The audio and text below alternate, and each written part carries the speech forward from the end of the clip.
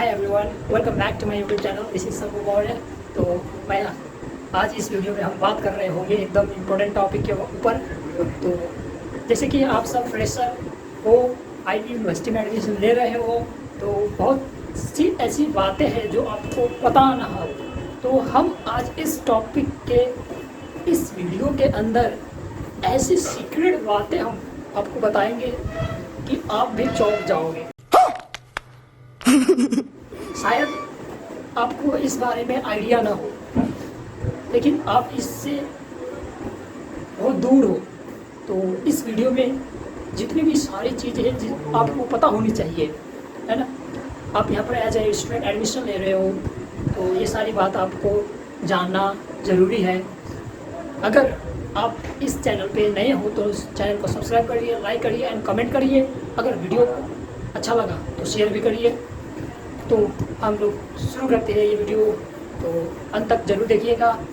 चलते हैं। तो सबसे पहले हम जान लेते हैं आईपी यूनिवर्सिटी और इट्स एफिलेटेड कॉलेजेस की एग्ज़ाम के बारे में। तो देखो, जो आईपी यूनिवर्सिटी है, जो गुरु गोविंद सिंह इंद्रप्रस्थ यूनिवर्सिटी, तो इसमें मेजर और माइनर होता है, ठीक है।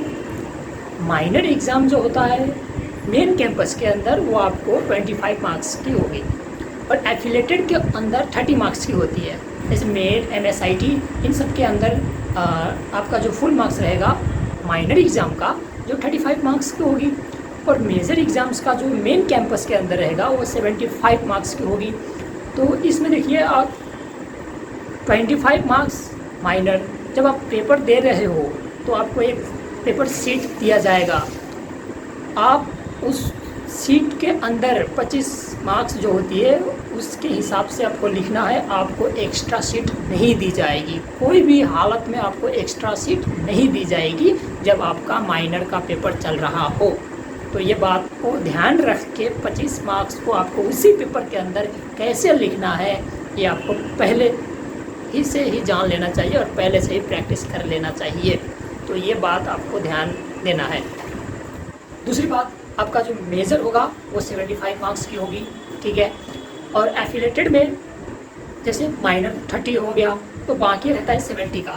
तो ये चीज़ थोड़ा होता है, जो स्टूडेंट को पता नहीं रहता है वो कंफ्यूज हो जाते हैं पेपर के टाइम में कितनी मार्क्स की पेपर आएगी, है ना। ये सारी चीज़ बातें। तो ये हो गई आपकी मेन कैंपस और एफिलेटेड कॉलेज की एग्ज़ाम के बारे में कि कितनी मार्क्स की पेपर होती है।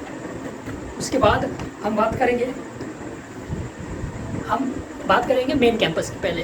तो क्या भैया हमारी क्लास जो होती है वो USICT के अंदर ही चलेगी कि दूसरी ब्लॉक में चलेगी? तो देखो भैया, आपकी जो क्लासेस होगी वो डिफरेंट ब्लॉक में होगी। कभी लॉ वाले ब्लॉक में होगी, कभी मैनेजमेंट वाले ब्लॉक में होगी। तो ये फिक्स नहीं रहता मेन कैंपस में, ठीक है।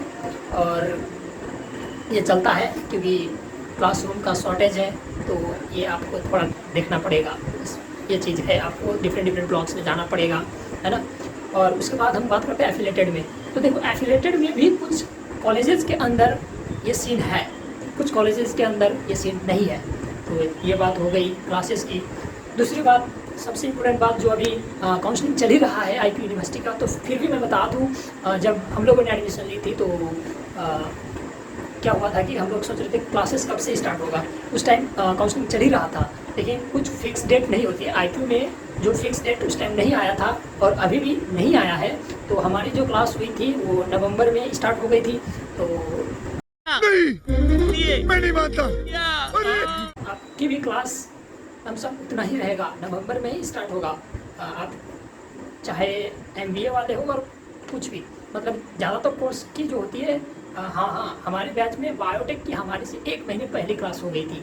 उसके बाद क्योंकि बायोटेक हमारे USICT के अंदर नहीं आता, तो हमारी क्लासेस जो थी नवंबर के लास्ट वीक और मिडल में ही स्टार्ट हो गया था। उसके बाद हम बात कर लेते हैं, भैया क्या हम लाइब्रेरी से बुक ले सकते हैं और कितनी दिन के लिए ले सकते हैं? देखो, से रिलेटेड बुक्स है तो तुम ले सकते हो, है ना।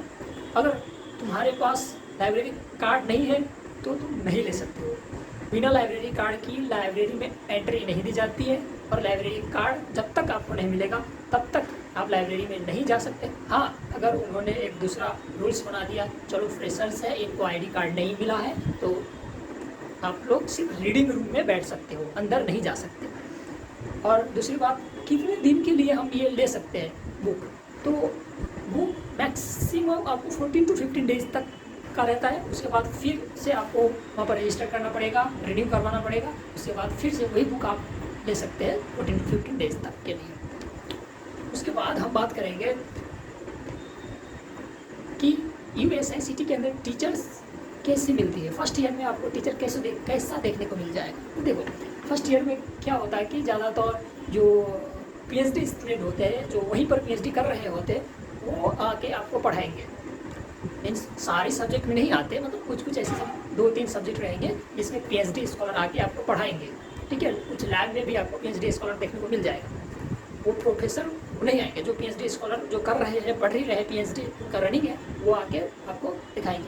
कुछ कुछ सब्जेक्ट में आपको प्रोफेसर देखने को मिल जाएगा। अरे बाप रे, ये तो धोती खोल रहा है। और कुछ कुछ इतने अच्छे मिलेंगे, बहुत अच्छे मिलेंगे। कुछ कुछ जो आप वो पढ़ाएंगे, क्लास को लेंगे, लेकिन आपकी समझ से ऊपर से चला जाएगा। आप कुछ कुछ इतना अच्छे पढ़ाएंगे, आप उनको याद रखो। तो ये हो गई टीचर्स की बातें। और दूसरी बात हम बात करेंगे, भैया अगर मैं सेमेस्टर एग्ज़ाम में अच्छा करता हूँ, है ना, तो क्या मेरा ब्रांच अपग्रेड हो जाएगा। देखो हाँ, ये बात सही है। अगर आप सेमेस्टर एग्ज़ाम में अच्छे करते हो तो आपका ब्रांच अपग्रेड होने की चांसेस ज़्यादातर रहती है, और होती भी है। बच्चों की कुछ सीटें रहती है अपग्रेड के लिए। तो अगर आप सेमेस्टर एग्ज़ाम में अच्छा करते हो तो आपका हो जाएगा। तो सबसे एक बात जो मैंने भी फेस करी थी, तो एक स्टूडेंट ने मुझे DM करके पूछा कि भैया मुझे USICT के अंदर CS मिला है और मुझे ना प्रोग्रामिंग का कुछ आता नहीं है, कुछ नॉलेज नहीं है प्रोग्रामिंग को। देखो जब मैंने भी एडमिशन लिया था तो प्रोग्रामिंग से रिलेटेड कोई नॉलेज नहीं था मेरे पास, है ना।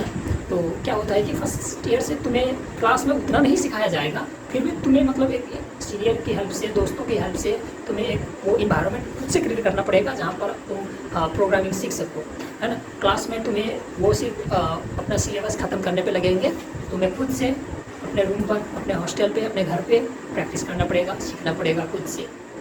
तो ये बात है। उसके बाद क्या हमें वर्कशॉप मिलेगा मैकेनिक्स के लिए।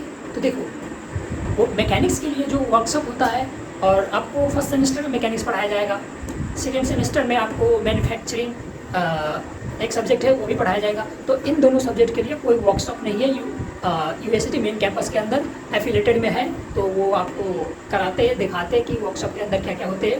USICT के अंदर मेनली कोई वर्कशॉप ऐसा नहीं है मैकेनिक्स के लिए और मैन्युफैक्चरिंग के लिए।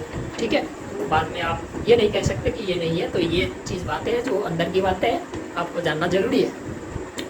उसके बाद क्या भैया अटेंडेंस की इश्यू है। तो देखो हमारे ऐसा होता था, अटेंडेंस अगर इश्यू नहीं है तो इसका मतलब ये नहीं है कि आप क्लास ही नहीं जाओ, आप क्लास जाओ, अटेंडेंस का उतना इश्यू नहीं है। जोर जोर से बोल के लोगों को स्कीमें बता दे। लेकिन इस साल से हो सकता है अटेंडेंस की इश्यू हो सकता है। तो be alert and be careful on this matter. उसके बाद मैं आपको, अगर आप यहाँ पर नए हो, है ना, इस कॉलेज में आप एज अ न्यू फ्रेशर ले रहे हो एडमिशन, तो देखो आप चाहे मेन कैंपस में हो या एफिलेटेड कॉलेज में हो, इससे कोई फ़र्क नहीं पड़ता। लेकिन कभी भी कोई भी टीचर से, कोई भी टीचर हो, चाहे वो PhD स्कॉलर ही क्यों ना हो, है ना, चाहे वो गेस्ट फैकल्टी ही क्यों ना हो, उनसे कभी भी पंगा मत लेना, कभी भी पंगा मत लेना, वरना वो तुम्हारे सिस्टम फाड़ देंगे। अच्छा, हमको सिखा रिया है। अच्छा, तो ये चीज़ होती है। आप अच्छे से पढ़ो, अच्छे से सीखो, अच्छे से कोडिंग करो, है ना।